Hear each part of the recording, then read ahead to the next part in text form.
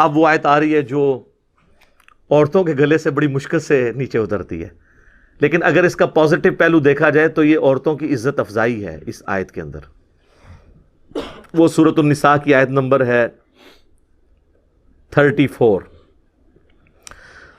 الرجال قوامون علی النساء، مردوں کو ہم نے حاکم بنایا ہے عورتوں کے اوپر۔ حاکم کا یہ مطلب نہیں ہے کہ وہ غلام ہے، یعنی مرد اور عورت مل کر ایک خاندانی ادارے کو وجود دیتے ہیں اور اس ادارے کا سربراہ مرد ہے۔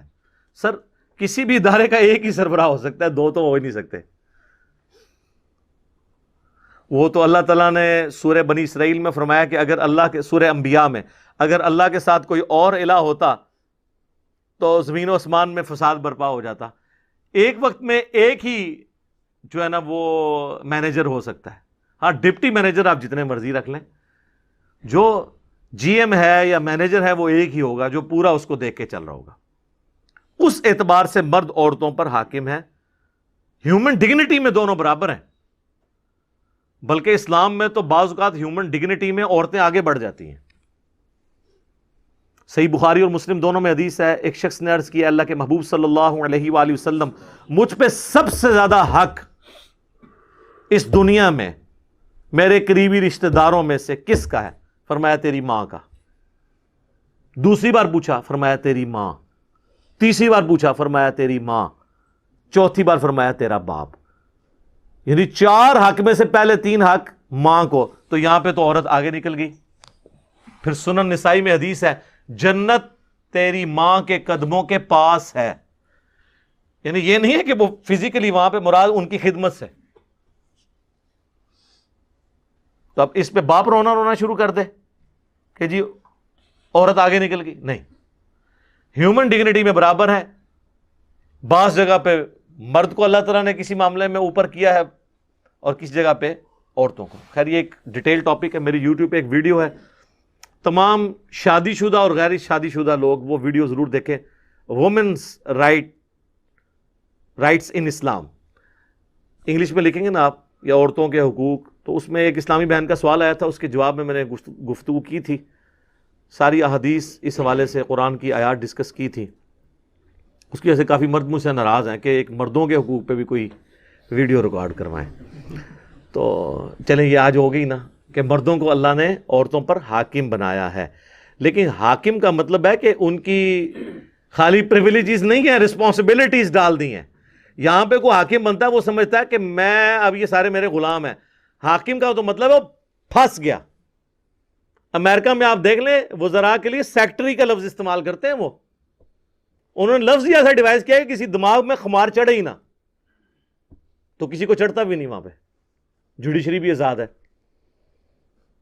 تو یہاں اللہ تعالیٰ فرما رہا ہے مرد عورتوں پر حاکم ہے، بما فضل اللہ بعضهم علی بعض، اس فضیلت کی وجہ سے جو اللہ ہی نے بلٹ ان بعض کو بعض پہ دی ہے، وبما انفقوا من اموالہم، اور بسبب اس کے کہ وہ اپنی عورتوں پہ مال بھی تو خرچ کرتے ہیں، یعنی عورتوں کی خدمت کرنے کی وجہ سے مردوں کا درجہ ہے۔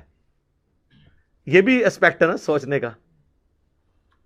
مردوں کا درجہ یہ ہے کہ اپنی عورتوں کی خدمت کریں، یہاں تو میں صرف بتایا جاتا ہے نا ماں باپ کی خدمت کریں، اور ماں باپ بتاتے ہیں کہ جی ہماری خدمت کرو، اور بیویاں کہتی ہیں ہماری خدمت کرو، ماں باپ کو چھوڑ دو۔ ہر کوئی اپنے اپنے حق کی بات کرتا ہے۔ تو اللہ تعالیٰ فرما رہا ہے کہ عورتوں پر چونکہ ان کے خامند خرچہ کرتے ہیں، اس وجہ سے بھی ان کو ان کے اوپر پرائورٹی حاصل ہے۔ جان کی امان پاؤں تو عرض کروں کہ آپ بھی تو اپنے علماء پہ خرچہ کرتے ہیں، لیکن حاکم وہ بنے ہوئے ہیں۔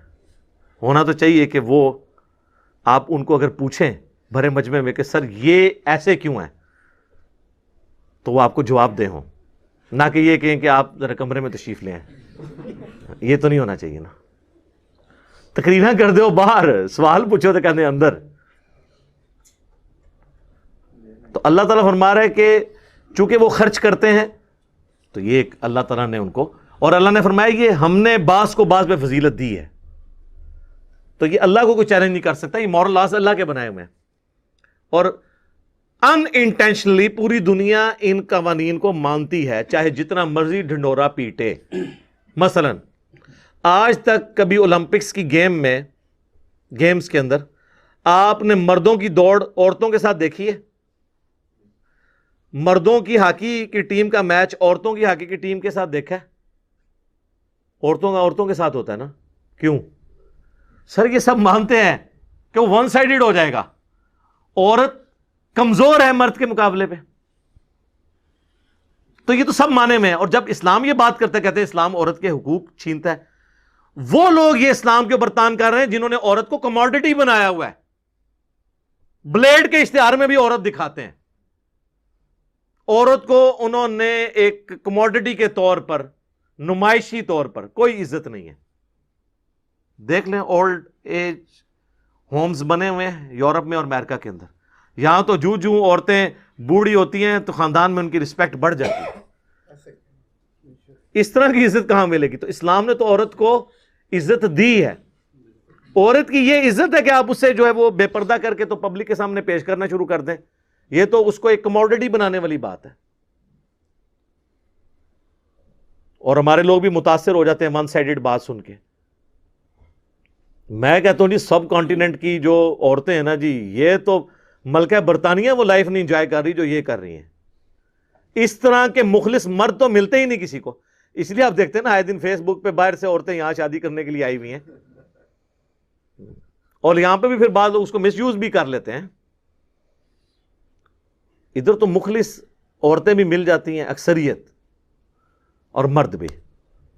اور یہ ساری ہمارے ریلیجن کی برکت ہے. یہاں پہ عزت ہے، ٹھیک ہے، رسپیکٹ ہے، خاندانی سسٹم ٹوٹا نہیں ہے. تو یہ اللہ تعالیٰ ہمارا یہ ہم نے فضیلت دی ہے. ہمارے بتایا یہ مانی تو سب نے ہوئی ہے. ٹھیک ہے، وہ کہتے ہیں جی فلاں عورت آپ دیکھیں وہ اتنے مردوں کو پیچھے چھوڑ گئی. سر ایک آدھ سے نہیں ہوتا یہ طریقہ. گورے پھر اپنے آپ سے خود سیکھیں. جب انالیسس کیا جاتا ہے نا تو پھر آپ نے ڈیٹا اکٹھا کرنا ہوتا ہے، اور ڈیٹا اکٹھا کرنے کے بعد آپ نے ایک رزلٹ پہ پہنچنا ہوتا ہے کہ میجورٹی کیس میں کیا ہوتا ہے. وہ کہتے ہیں جی وہ ہمارے محلے میں ایک بابا ہے جو جوانی سے سگریٹ پی رہے تھے، وہ 80 دا ہویا ہے جی، انہوں کوئی بیماری نہیں. انج نہیں، 100 بابے 80 سال کے نکالیں جو بچپن سے سگریٹ پی رہے ہوں تو آپ کو پتا چلے گا وہ ایک ہی 80 تک پہنچے، باقی سارے 60 سے پہلے ایکسپائر ہو گئے. ایک چیز کو دیکھ کے ڈیٹا نہیں بنتا کہ آپ ایک کو کنسیڈر کر کے تو اس طرح آپ اگر کوئی بے نظیر بھٹو کی مثال دے کے تو یہ کہ پاکستان کی ساری عورتیں اتنی انٹیلیجنٹ ہوتی ہیں؟ نہیں.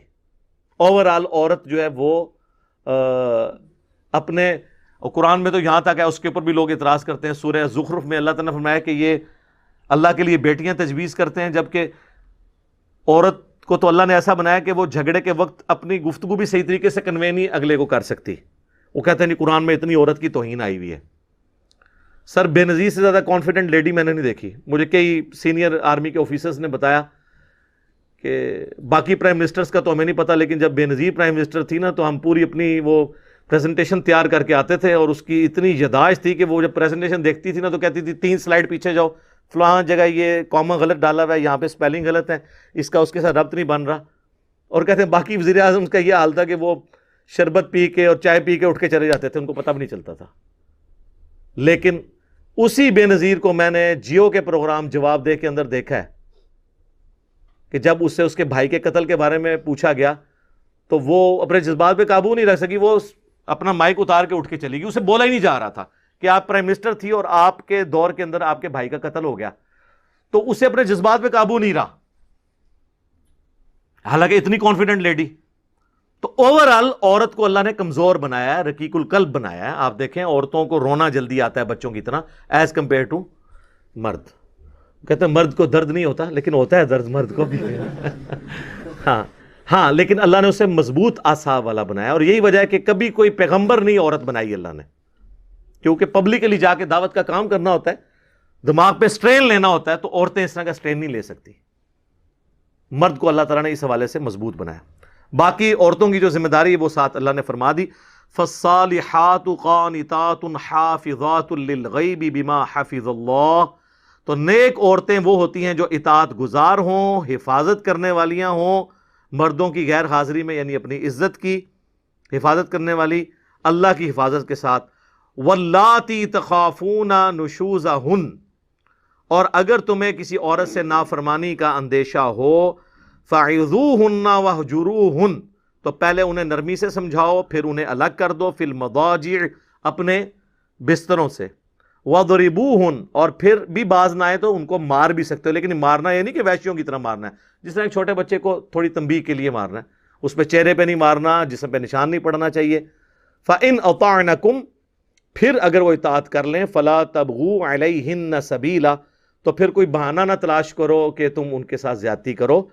ان اللہ کان علیٰ کبیرا، بے شک اللہ بھی تو بہت بلند ہے اور بہت بڑا ہے، یعنی اللہ کی اتنی بڑی کبریائی ہے، وہ بھی تو تمہاری نافرمانیوں سے درگزر کرتا ہے، تم بھی اپنی بیویوں کے معاملے میں درگزر کی روش اختیار کرو۔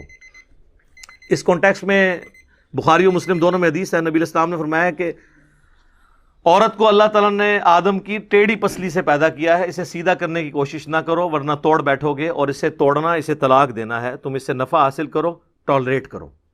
صحیح مسلم میں حدیث ہے، کوئی بھی اپنی بیوی سے مومنہ سے بغض نہ رکھے۔ مسلم شریف میں ایک اور حدیث ہے کہ دنیا برتنے کی جگہ ہے اور سب سے بہترین دنیا کا سرمایہ نیک بیوی ہے۔ ٹھیک ہے، یہ تو کئی حدیثیں مجھے فی البدی یاد ہیں، اب ٹائم مکمل ہو چکا ہے۔ وہ جو وومنز رائٹس ان اسلام جو میری ویڈیو ہے وہ آپ ضرور دیکھیں، میں نے ان سارے ایشوز کو اس میں ڈسکس کیا ہے، اور کافی ساری باتیں کرنے والی ہیں، لیکن اب ٹائم مکمل ہو چکا ہے، پھر انشاءاللہ تعالی زندگی رہی تو اگلی کلاس کے اندر آگے سے سٹارٹ کریں گے۔ اللہ تعالیٰ سے دعا ہے جو حق بات میں نے کہی اللہ تعالیٰ ہمارے دلوں میں راسخ فرمائے، اگر جذبات میں میرے منہ سے کوئی غلط بات نکل گئی تو اللہ تعالیٰ ہمارے دلوں سے ہی اسے محو کر دے، دھو دے، ہمیں معاف بھی فرما دے، ہمیں کتاب و سنت کی تعلیمات پر عمل کر کے دوسرے بھائیوں تک پہنچانے کی توفیق عطا فرمائے۔